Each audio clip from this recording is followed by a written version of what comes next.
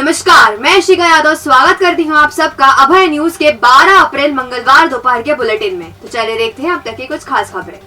इस बुलेटिन के प्रायोजक है आरके डेवलपर्स। शानदार घर खरीदें अब अपने बजट में।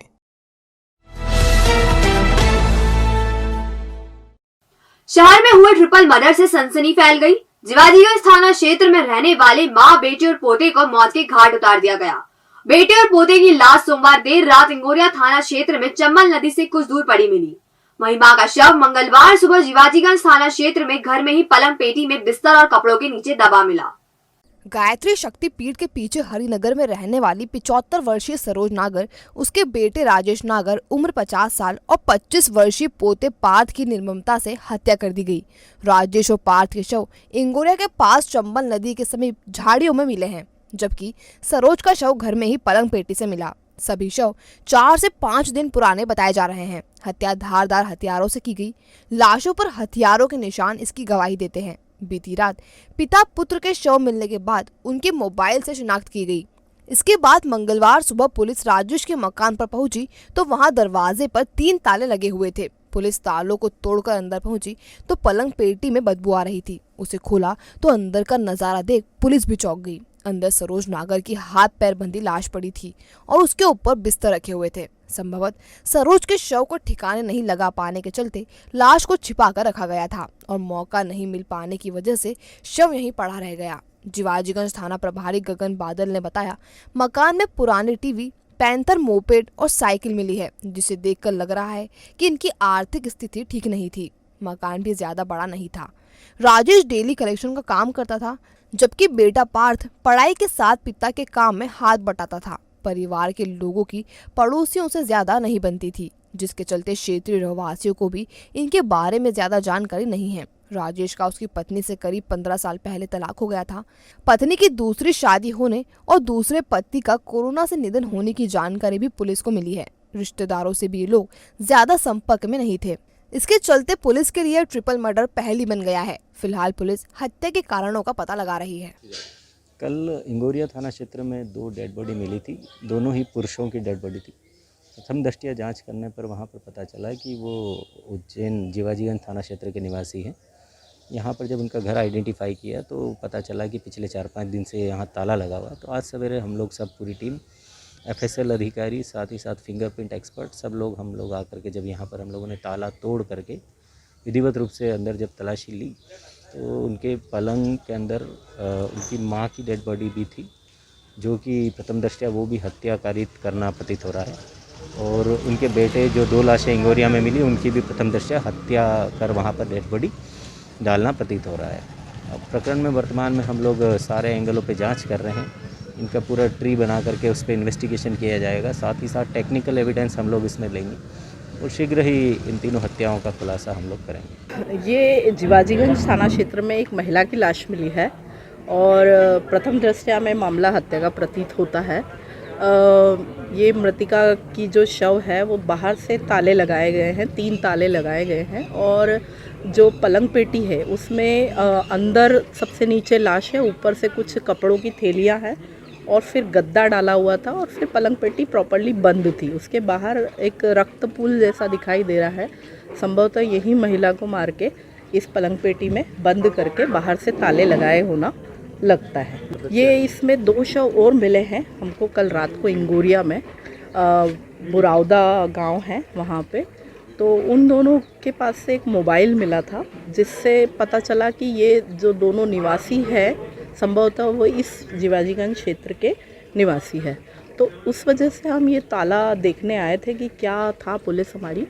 तो वो जब देखा तो वो 2 शव और ये थोड़ा सा कनेक्टेड मामला लग रहा है और तीनों हत्या के प्रकरण हैं।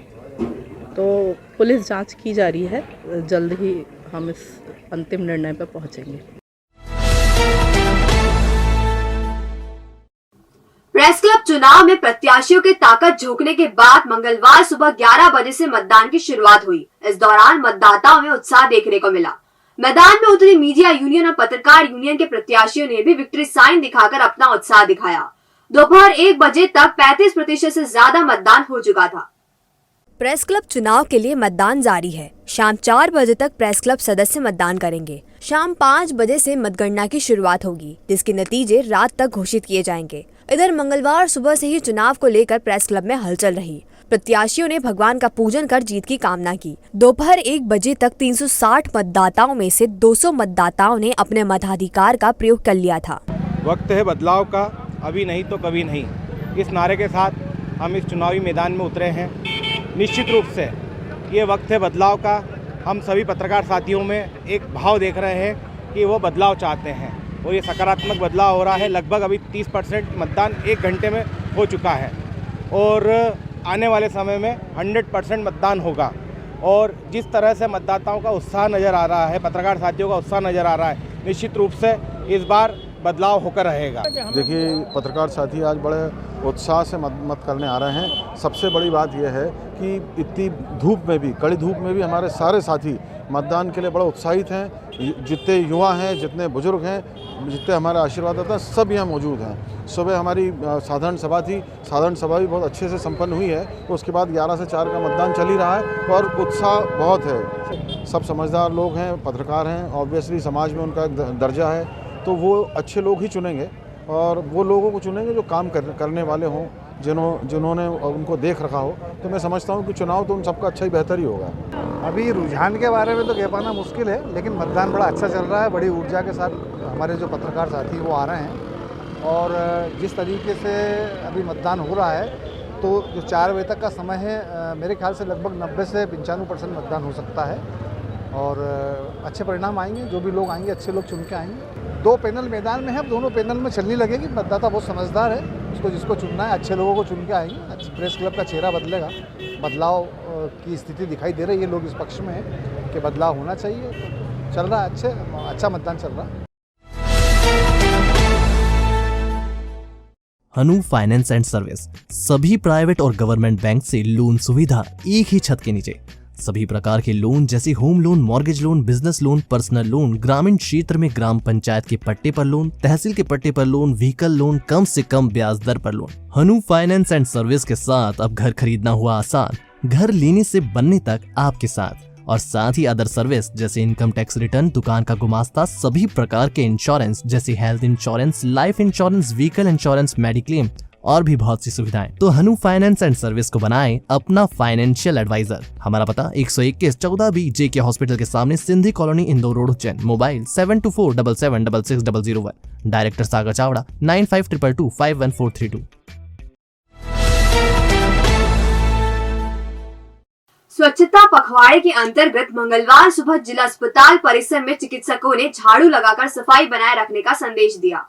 चरक अस्पताल प्रभारी doctor Sangeeta Palsania, RMO doctor Jitendra Sharma सहित बड़ी संख्या में जिला अस्पताल के चिकित्सकों और कर्मचारियों ने परिसर में झाड़ू लगाई। इस दौरान उन्होंने बताया 1 से 15 अप्रैल तक स्वच्छता पखवाड़ा मनाया जा रहा है। इसके अंतर्गत आम जन को सफाई रखने के लिए विभिन्न माध्यम से संदेश दिए जा रहे हैं। टावर चौराहे पर नुक्कड़ नाटक भी आयोजित किया गया है। इसमें संदेश दिया गया कि स्वच्छता जीवन का महत्वपूर्ण अंग है, इससे रोग दोष भी दूर रहते हैं, इसलिए हर व्यक्ति को सफाई बनाए रखने में योगदान देना चाहिए।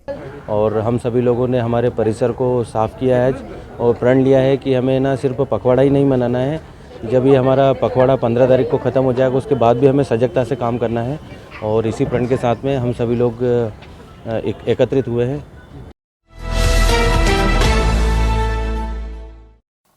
इन दिनों गर्मी के प्रचंड तेवर शहरवासियों की परीक्षा ले रहे। बादलों के बावजूद पारा छलांग लगा रहा है।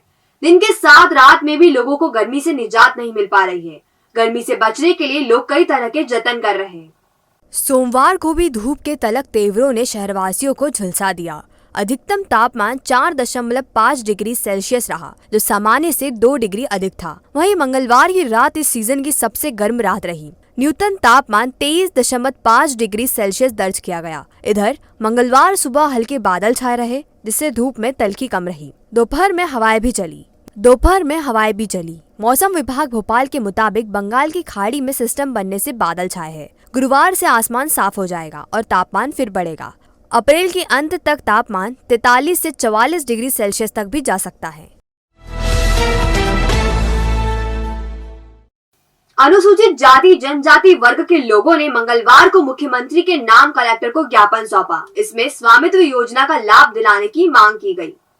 भाजपा अजा मोर्चा द्वारा मंगलवार को मुख्यमंत्री के नाम कलेक्टर आशीष सिंह को ज्ञापन सौंपा गया। मोर्चा के मनोज नागदेव ने बताया, हाल ही में शासन ने जिले के सभी गांवों का ड्रोन सर्वे करवाया। इसमें ग्राम आबादी में रहने वाले परिवारों को भूमि स्वामित्व दिया गया है, लेकिन इस सर्वे में जिले के करीब 75,000 परिवार वंचित रह गए हैं। अनुसूचित जाति एवं जनजाति के परिवार हमेशा गाँव की आबादी से बाहर रहते आए हैं, जिन्हें सर्वे से बाहर कर दिया गया है। ऐसे परिवारों को भी स्वामित्व योजना का लाभ मिलना चाहिए। अनुसूचित जाति के 75 परिवार को लेकर मुख्यमंत्री के नाम ज्ञापन दिया है कलेक्टर साहब को कि जो अनुसूचित जाति के लोग ग्रामीणों में रहते हैं उनका अहित हो रहा है।